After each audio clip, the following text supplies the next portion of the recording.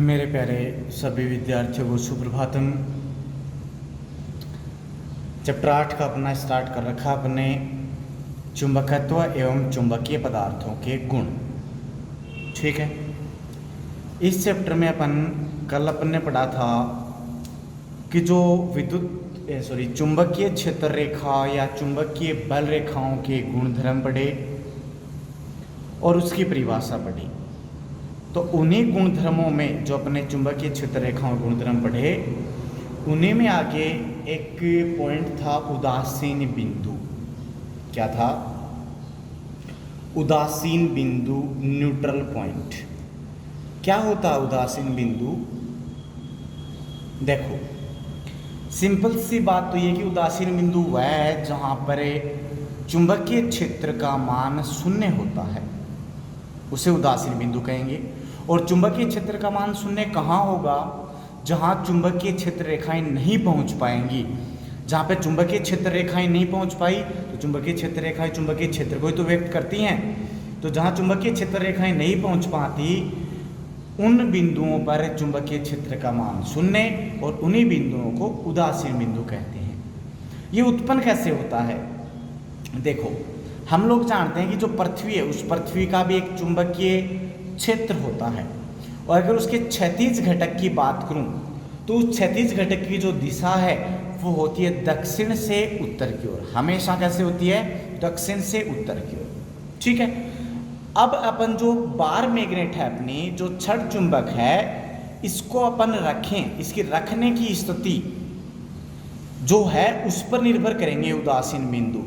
तो इसको अपन अलग अलग स्थितियों में रखें तो इसके आसपास ऐसे बिंदु पाए जाएंगे जहां पर इसका जो चुंबकीय क्षेत्र है उसके समान परिमाण का, जो पृथ्वी वाला चुंबकीय क्षेत्र है वो उसके समान परिमाण का और उसकी विपरीत दिशा में होगा। देन उस कंडीशन में वहां पे दोनों आपस में, वो उसका विरोध करेगा, वो उसका। जैसे मान लो कि इसका चुंबकीय क्षेत्र ये है, ठीक है, ऐसे जा रहा, बाहर निकल रहा है, ठीक है, और यहाँ पे चुंबकीय क्षेत्र आ रहा है पृथ्वी का, तो ये उसके अगर समान परिमाण का, तो ये अपनी तरफ नहीं आने देगा इसको, तो दोनों ही आए एक दूसरे की तरफ नहीं आने देंगे। तो ये ऐसी होगी कुछ स्थिति, ये इधर चले जाएंगे, ये इधर चले जाएंगे। मीन्स ये जो बिंदु मिलेगा, इस बिंदु पर कोई भी चुंबकीय क्षेत्र रेखा नहीं पहुंच पाई, तो कोई चुंबकीय क्षेत्र रेखा नहीं पहुंची तो इस बिंदु पर चुंबकीय क्षेत्र का मान 0 और मैग्नेटिक फील्ड 0, तो इसको कहेंगे न्यूट्रल पॉइंट। क्लियर है? अब इसकी डेफिनेशन देखो, ये चुंबक से कुछ दूरी पर होगा, तो चुंबक से कुछ दूरी पर स्थित वे बिंदु जहां पृथ्वी के चुंबकीय क्षेत्र का क्षैतिज घटक, horizontal component of earth magnetic field, BH से डिनोट करेंगे। तो जहां पृथ्वी के चुंबकीय क्षेत्र का क्षैतिज घटक चुंबकीय क्षेत्र के बराबर और विपरीत होता है, वहां परिणामी क्षेत्र का मान शून्य होता है। उन बिंदुओं को उदासीन बिंदु, न्यूट्रल पॉइंट कहते हैं। दूसरी परिभाषा भी मैंने बताई कि चुंबक के चारों ओर वह बिंदु जिस पर चुंबकीय क्षेत्र का मान शून्य होता है, चुंबकीय क्षेत्र का मान क्या होता है? शून्य, उसे उदासीन बिंदु कहते हैं। ये जो उदासीन बिंदु चुंबक के चारों ओर मिलेंगे, ये चुंबक की स्थिति कैसे अपन ने रखी है उसको, उस पर निर्भर करेगा। क्लियर है? तो देखो, सबसे पहला अपन ऐसे मान रहे हैं, ऊपर की तरफ मान रहे हैं भौगोलिक उत्तर नॉर्थ, ये भौगोलिक दक्षिण साउथ, कंपास बना रहा हूं मैं, ये W वेस्ट पश्चिम और ईस्ट पूर्व। ठीक है, अब देखो, पहली स्थिति ये है कि चुंबक का दक्षिणी ध्रुव है, पहली स्थिति बना रहा हूं, चुंबक का दक्षिणी ध्रुव भौगोलिक उत्तर में हो। कैसे हो? भौगोलिक उत्तर में हो तो क्या होगा?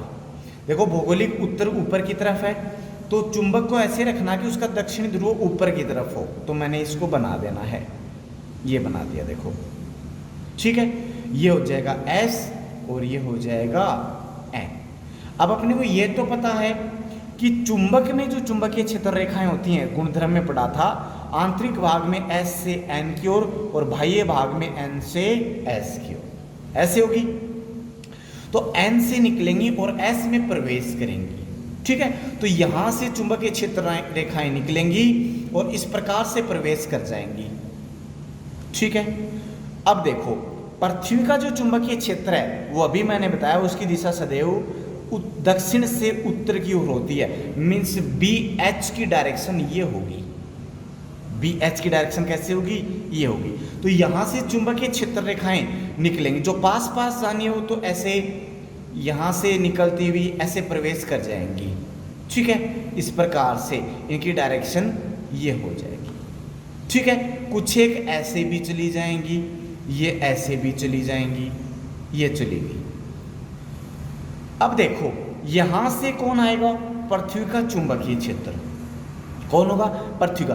अब यहाँ पर इसकी ज़्यादा होगी प्रबलता, तो प्रबलता ज़्यादा होने से यहाँ जो चुंबकीय क्षेत्र रेखाएं निकलेंगी वो आगे की तरफ जाना चाहेंगी, लेकिन इधर से कौन आ रहा है, इधर से आ रहा है पृथ्वी का चुंबकीय क्षेत्र का क्षैतिज घटक, जो कि इस प्रकार से आएगा।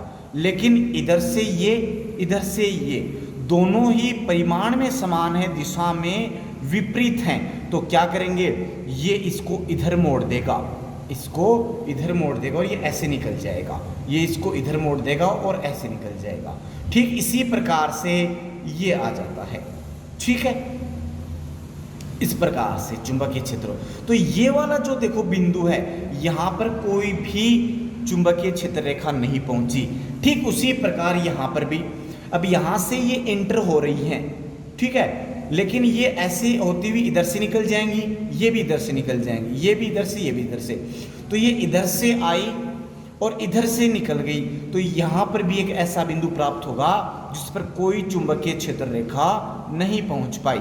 तो जब चुंबक का दक्षिणी ध्रुव भौगोलिक उत्तर में होता है, तो ये देखो इसकी एक्सिस हो गई का, तो अक्ष पर दो बिंदु या अक्ष के अनुदिश दो बिंदु, जिनको मैंने नाम देता हूँ N1 N2, ऐसे प्राप्त होते हैं जहाँ पर चुंबकीय क्षेत्र रेखा शून्य होती है। और चुंबकीय क्षेत्र रेखाएं शून्य होंगी तो चुंबकीय क्षेत्र का मान 0, अर्थात ये उदासीन बिंदु होते हैं। क्लियर है first point. Second point, second स्थिति ये लें कि चुंबक का, इसका विपरीत ले लें, चुंबक का उत्तरी ध्रुव, चुंबक का उत्तरी ध्रुव भौगोलिक उत्तर में हो, भौगोलिक उत्तर में हो। इस स्थिति में देखो क्या होगा, वापस से अपन यही बना देता हूं डायग्राम। यही कंपास लिया है, नॉर्थ साउथ वेस्ट ईस्ट, ये डायरेक्शन होगी पृथ्वी के चुंबकीय क्षेत्र की। तो यहाँ फिर से मैंने एक चुंबक लिया और ये चुंबक मैंने अब की बार डायरेक्शन चेंज कर दी, यहाँ ऊपर हो जाएगा N और नीचे हो जाएगा S। ठीक है, देखो यहाँ से कौन आ रहा है, पृथ्वी का चुंबकीय क्षेत्र। अब यहाँ से चुंबकीय क्षेत्र रेखाएं बाहर निकलेंगी, लेकिन इधर से चुंबकीय क्षेत्र आ रहा है पृथ्वी का। जैसे ये बाहर निकलकर इधर मुड़ने की कोशिश करेगी, क्या होगा, क्या होगा, इसके प्रभाव से ये उधर की साइड ही मुड़ जाएगा, तो ये नीचे की तरफ नहीं आ पाएंगे, ये इस प्रकार से चले जाएंगे। ठीक है, यहाँ जो पास होगा बिल्कुल, वो बिल्कुल ऐसे आ जाएंगे, यहाँ भी आ जाएंगे, लेकिन जो ध्रुव से निकलेंगे वो चुंबकीय क्षेत्र, पृथ्वी के चुंबकीय क्षेत्र के प्रभाव के कारण ऊपर की तरफ ही मुड़ जाएंगे, ऐसे डायरेक्शन हो जाएगी।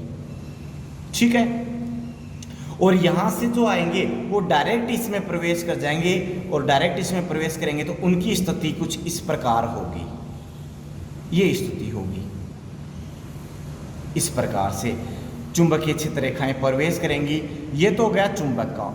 अब जो पृथ्वी वाला है, वो पृथ्वी वाला ऐसे आएगा और इधर की तरफ जाएगा और फिर ऐसे मुड़ जाएगा, क्योंकि यहाँ पर इनकी चुंबकीय क्षेत्र रेखाएं हैं, ये ऐसे मुड़ जाएगा। ठीक है, इस प्रकार से ये चला जाएगा चुंबकीय क्षेत्र पृथ्वी का। तो यहाँ देखो ये बिंदु और ये बिंदु बिल्कुल खाली हैं, यहाँ पर कोई भी क्षेत्र रेखा नहीं पहुँच पा रही, कोई क्षेत्र रेखा नहीं पहुँच पा रही, तो ये बिंदु कैसे होंगे, उदासीन बिंदु। तो क्या कहेंगे, जब चुंबक का उत्तरी ध्रुव भौगोलिक उत्तर में हो तो ये अक्ष के लंबवत निरक्ष हो गई, तो निरक्ष से बिंदु पर दो बिंदु ऐसे प्राप्त होते हैं जहाँ चुंबकीय क्षेत्र रेखा शून्य, अर्थात वो उदासीन बिंदु होते हैं। ठीक है, ये तो अपने इसको क्षैतिज रखा है, चुंबक को क्षैतिज, जैसे अभी पेपर है बना हुआ है, इस पर ये चुंबक ऐसे रख दी, एक बार चुंबक को ऐसे रख दिया।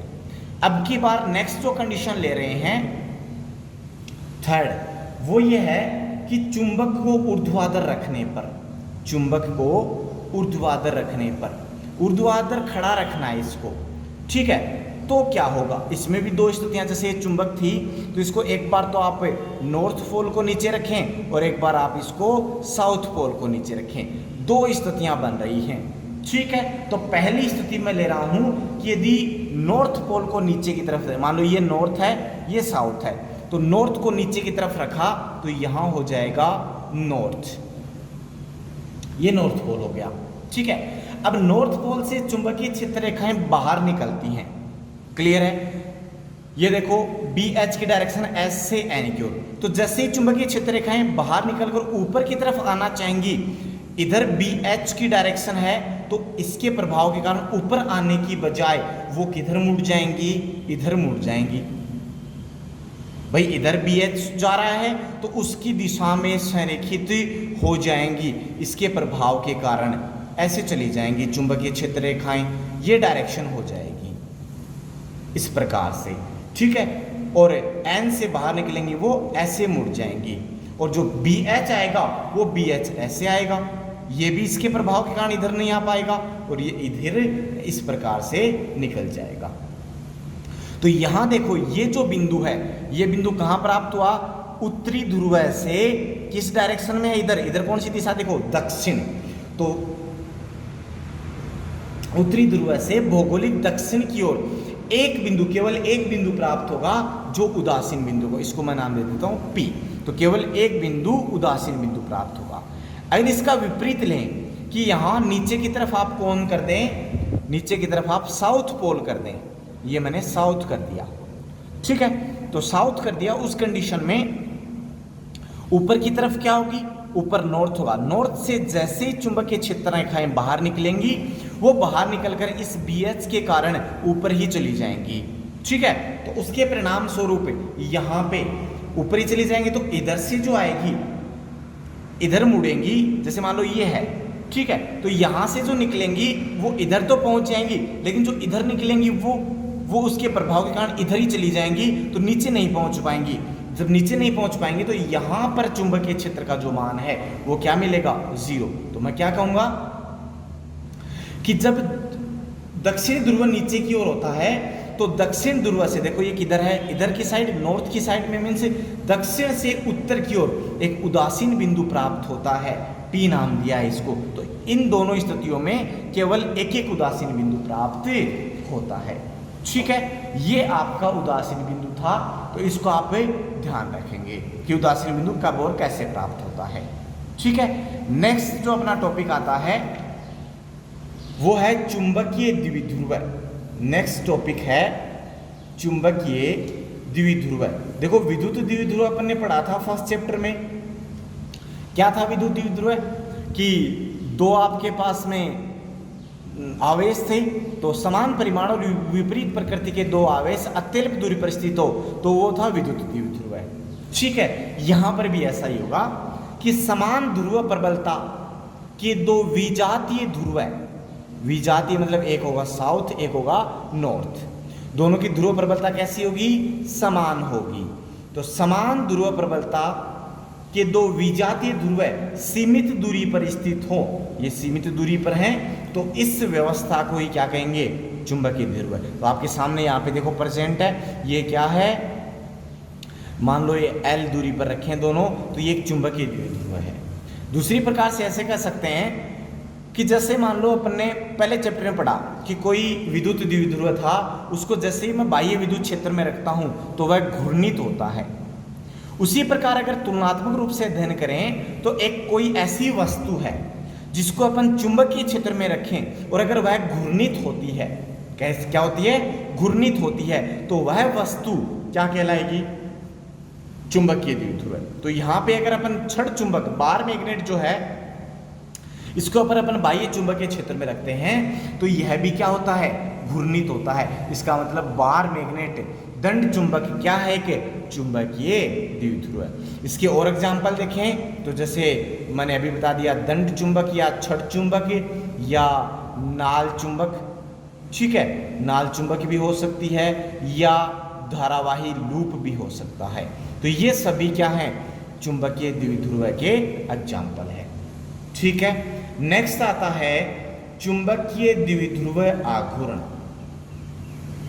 चुंबकीय द्विध्रुव आघूर्ण ये क्या होता है?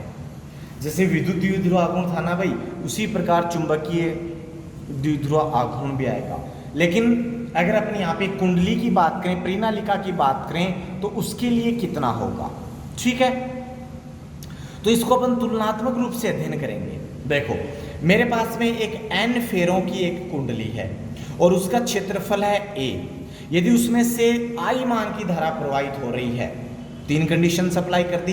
साथ ही यदि उसका तल, उस कुंडली का तल चुंबकीय क्षेत्र के साथ में कितना कोण बना रहा है, थीटा, चुंबकीय क्षेत्र कितना, B वेक्टर, तो उस पर कितना बल आघूर्ण लगेगा, ये अपन पढ़ चुके हैं। तो बराबर लगेगा NIAB साइन थीटा, ये समीकरण नंबर 1। अब इसको विद्युत वाले से कंपेयर करेंगे अपन।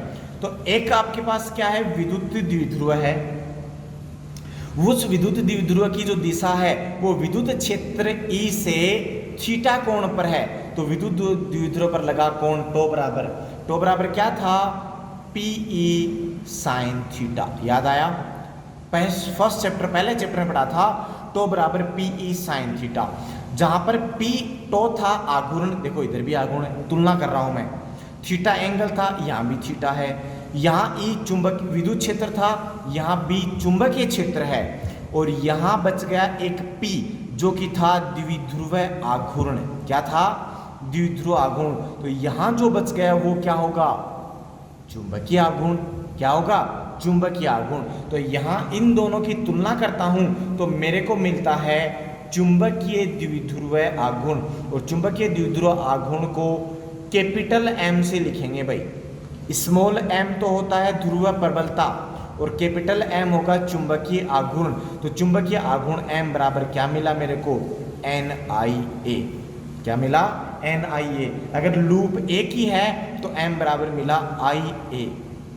तो क्या आया कि जो कोई चालक कुंडली है, चालक लूप है, उसका चुंबकीय द्विध्रुव आघूर्ण उसके क्षेत्रफल, लूप के क्षेत्रफल व लूप में से प्रवाहित धारा के गुणनफल के तुल्य होता है। क्लियर है, ऐसे भी बता सकते हो, ऐसे भी बता सकते हो। तो M बराबर NIA मिलता है, ठीक है। ये एक सदिश राशि होती है भाई। क्या होती है, सदिश राशि। तो जब सदिश राशि होगी तो इसकी क्या होगी, इसकी दिशा भी होगी। क्या होगी, इसकी दिशा। तो इसको सदिश फॉर्म में लिखूंगा तो बनेगा M वेक्टर बराबर NIA वेक्टर। ओके, और सदिश राशि तो इसकी दिशा जो है वो धारावाही लूप के लंबवत, धारावाही लूप के लंबवत, और वो क्या, वो हो जाएगी उसकी अक्ष के अनुदिश। क्या हो जाएगी, उसकी अक्ष के अनुदिश। क्लियर है। अगर इसके मात्रक की बात करूं मैं तो इसका मात्रक होता है एम्पियर इंटू मीटर स्क्वायर। देखो I का एम्पियर धारा का और क्षेत्रफल का मीटर स्क्वायर, तो ampere into metre square. Clear है। ये मान मैं M यहां रखता हूं तो टो बराबर क्या मिला, MB साइन थीटा। टो बराबर क्या मिला, MB साइन थीटा। देखो इसके अनुसार मिला क्या, यहाँ पे PE साइन थीटा था, यहाँ MB साइन थीटा मिला। ठीक है। अब यहाँ से एक डेफिनेशन और बना सकते हैं अपन कंडीशन अप्लाई करके। पहली कंडीशन कराऊंगी, यदि B चुंबकीय क्षेत्र है वो 1 टेस्ला हो, टेस्ला इसकी यूनिट होती है चुंबकीय क्षेत्र की, तो 1 टेस्ला चुंबकीय क्षेत्र हो और थीटा 90 होती है, साइन 90 कितना हो जाएगा 1, तो टो बराबर क्या बचेगा, M बचेगा। और यहीं से परिभाषा बन गई कि किसी चुंबकीय द्विध्रुव को एकांक समचुंबकीय क्षेत्र के लंबवत रख दिया जाए तो द्विध्रुव पर कार्यरत बल आघूर्ण चुंबकीय द्विध्रुव आघूर्ण के ही तुल्य होता है। यहां से इसकी डेफिनेशन बन गई। ठीक है, ये तो सभी का हो गया। इसमें परिनालिका भी शामिल है, दंड चुंबकीय भी शामिल है, नाल चुंबकीय भी शामिल है, सब है। अकेले अगर मैं बात करूं दंड चुंबकीय, तो नेक्स्ट जो टॉपिक है अपना वो है दंड चुंबक का चुंबकीय आघूर्ण। दंड चुंबक एक द्विध्रुव की तरह व्यवहार कर रहा है और द्विध्रुव की तरह व्यवहार कर रहा है, तो सेम उसी प्रकार होगा जिस प्रकार फर्स्ट चैप्टर में अपने विद्युत के लिए पढ़ा था। विद्युत में दो आवेश थे, अगर उन दो आवेशों के द्विध्रुव आघूर्ण की बात की जाए तो वो था दोनों आवेशों के एक आवेश का परिमाण और दोनों के मध्य की दूरी के गुणनफल को क्या कहा था, विद्युत द्विध्रुव आघूर्ण। वैसा ही यहाँ पे है, तो दंड चुंबक है, तो मैंने मान लिया कि एक दंड चुंबक है जिसके ध्रुव प्रबलता जो है वो ध्रुव प्रबलता है m, ठीक है। और मान लो ये दोनों पोल, इनके प्रभावी लंबाई कितनी है बीच की, l है। तो दंड चुंबक का चुंबकीय आघूर्ण क्या होगा कि दंड चुंबक के एक ध्रुव की ध्रुव प्रबलता मीन्स m व दोनों के मध्य की दूरी अर्थात प्रभावी लंबाई, प्रभावी दूरी, तो उसकी प्रभावी लंबाई का गुणनफल किसके तुल्य होगा, दंड चुंबक का चुंबकीय आघूर्ण मीन्स कैपिटल M। तो यहाँ से कैपिटल M बराबर क्या बन गया, स्मॉल m और गुणा में L। तो यहाँ से डेफिनेशन बनी है वही है कि दंड चुंबक की किसी एक ध्रुव की ध्रुव प्रबलता और उसकी प्रभावी लंबाई मीन्स दंड चुंबक की प्रभावी लंबाई के गुणनफल को दंड चुंबक का चुंबकीय आघूर्ण कहते हैं, अर्थात कैपिटल M बराबर स्मॉल m गुणा L। क्लियर है। वेक्टर फॉर्म में लिखेंगे तो वेक्टर में सदिश राशि है, इसकी दिशा, तो इसकी दिशा हो जाएगी यहाँ पर L के दिशा में। L की दिशा थी, L की दिशा कैसे थी याद हो आपको, कल ही बताई थी, S से N की ओर, साउथ से नॉर्थ की ओर, अर्थात दंड चुंबकीय चुंबकीय आघूर्ण की दिशा भी कैसे होगी, S से N की ओर, ठीक है। यहाँ पर भी मात्रक अपन निकालें तो मात्रक देखो, ध्रुव प्रबलता का मात्रक था एम्पियर इंटू मीटर, लंबाई का मात्रक होता है मीटर, तो मात्रक यहाँ से क्या बन गया, तो इसका मात्रक भी अपन ऐसे ही निकाल सकते हैं, तो ये हो जाएगा एम्पियर इंटू मीटर स्क्वायर, ठीक है। तो ये आपके पास दंड चुंबक का चुंबकीय आघूर्ण। अब इसमें भिन्न भिन्न स्थितियां अपन लेते हैं, अलग अलग स्थिति लें, देखो कैसे। फर्स्ट कंडीशन ये लूँ मैं कि जो छड़ चुंबक है आपकी, ये छड़ चुंबक है और इस छड़ चुंबक को ध्रुव प्रबलता m है, ये n हो गया, ये s हो गया, ये l इसकी लंबाई, ये ध्रुव प्रबलता m हो गई, ठीक है। तो इसका जो मैग्नेटिक मोमेंट है वो कैपिटल M है, ओरिजिनल जो है इसका। अब इसको मैंने क्या किया, इसकी अक्ष के लंबवत, ये तो अक्ष हो गई, इसके लंबवत मैं इसको ऐसे तोड़ दूँ, ठीक है, या दो समान भागों में काट दें, तो प्रत्येक भाग का क्या चुंबकीय आघूर्ण, क्या फर्क पड़ेगा, एक भाग ये कटा, एक भाग ये। तो आपको याद हो तो पहले बताया हुआ कि जब आप इसको अक्ष के लंबवत अपन इसको काटते हैं तो उसकी ध्रुव प्रबलता पर कोई प्रभाव नहीं पड़ता, ध्रुव प्रबलता समान रहती है, ये भी m और ये भी m। लेकिन इस स्थिति में इसकी लंबाई आधी हो जाएगी l/2 और ये भी कितनी, l/2। तो प्रत्येक का चुंबकीय आघूर्ण कितना, मैं m डैश से लिखूं तो m डैश बराबर है ध्रुव प्रबलता और गुणा में उसकी लंबाई, तो लंबाई कितनी होगी, l/2। तो m इंटू l ये तो था कैपिटल M, उसका ओरिजिनल चुंबकीय आघूर्ण, तो m डैश बराबर क्या बना, m/2। और यही क्या होता है, इससे छोटे भाग का या प्रत्येक भाग का क्या है, चुंबकीय आघूर्ण। और देख सकते हैं ये जो प्रारंभिक चुंबकीय आघूर्ण है उसका कितना हो जाता है, आधा हो जाता है, ठीक है। दूसरी स्थिति में आप चुंबक को उसकी अक्ष के अनुदिश काटें, क्या करें, अक्ष के अनुदिश काटें, ये n s ध्रुव प्रबलता m, इस प्रकार से काटें आप इसको, तो इसकी लंबाई पर कोई प्रभाव नहीं पड़ेगा। ऐसे दो भागों में इसको काट दिया तो इसकी लंबाई पर कोई प्रभाव नहीं पड़ेगा, ये n ये s, ठीक है, इसकी लंबाई l रहेगी, सेम इसी प्रकार से इसकी लंबाई भी कितनी रहेगी, l रहेगी। लेकिन जब इसको अपने अक्ष के लंबवत अक्ष के अनुदिश काटते हैं तो इसकी ध्रुव प्रबलता क्या हो जाती है, आधी हो जाती है भाई, क्या हो जाती है, आधी हो जाती है। तो प्रत्येक भाग का चुंबकीय आघूर्ण क्या हो जाएगा, ध्रुव प्रबलता गुणा में लंबाई, तो फिर से m इंटू l बन गया कैपिटल M। तो ये m डैश बराबर है कैपिटल M/2। तो आप कोई से भी वे में आप इसको काट लें, दोनों स्थितियों में प्रत्येक भाग का जो चुंबकीय आघूर्ण है वो प्रारंभिक का आधा हो जाता है।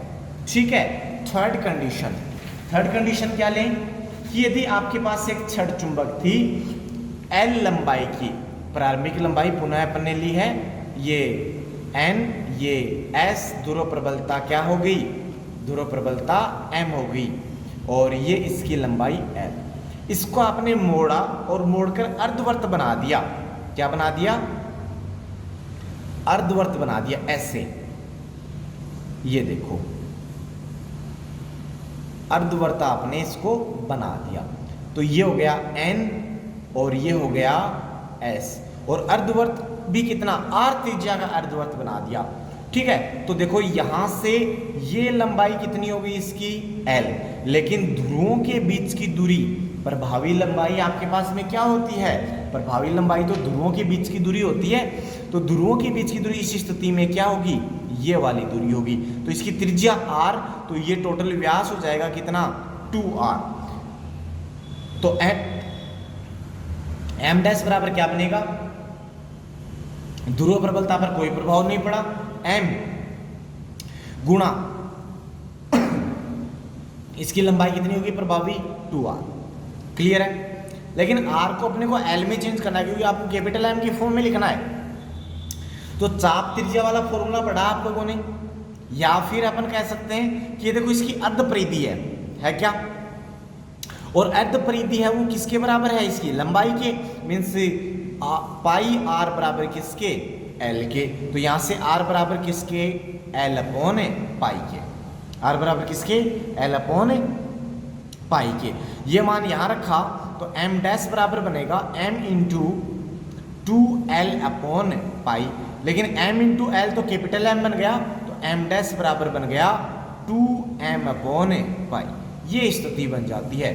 तो ये क्वेश्चन भी छोटा आ सकता है कि जब उसको आप मोड़ दें अर्धवर्त की फॉर्म में तो क्या प्रभाव पड़ेगा, तो ये होगा। ठीक है। फोर्थ कंडीशन ये लें कि दो चुंबक हैं आपके पास में, क्या हैं, दो चुंबक हैं, और दोनों का जो चुंबकीय आघूर्ण है, एक का M1 वेक्टर है और एक का M2 वेक्टर है, और दोनों की दिशाओं के मध्य बना कोण कितना है, थीटा है। ऐसे हैं, देखो यहां पे मैं रिप्रेजेंट करूं, एक की डायरेक्शन है ये एक चुंबक है, ये N और ये S, और दूसरा जो है वो इस प्रकार से है, इस प्रकार से ये छड़ चुंबक है, O पॉइंट है, तो ये हो गया N, ये S, तो ये हो जाएगा M2 वेक्टर, ये M1 वेक्टर। तो इनका परिणामी क्या होगा, तो परिणामी ये अपन 11th क्लास में पढ़ चुके हैं सदिश योग नियम से, सदिशों के नियम से। तो इसका परिणामी, इसका अगर ये थीटा एंगल पे है तो इसका परिणामी होगा ये, जिसको मैंने नाम दिया M वेक्टर, ये इसका परिणामी होगा जो कि N, और ये होगा S। तो परिणामी की समीकरण क्या होती है, ये सदिश नियम से होता है उसका परिमाण, परिणामी सदिश का परिमाण बराबर ये हो जाएगा under root M1 vector plus M2 vector plus M1 square plus M2 square plus 2 M1 M2 cos theta. ये होता है इसके परिणामी का परिमाण। क्लियर है।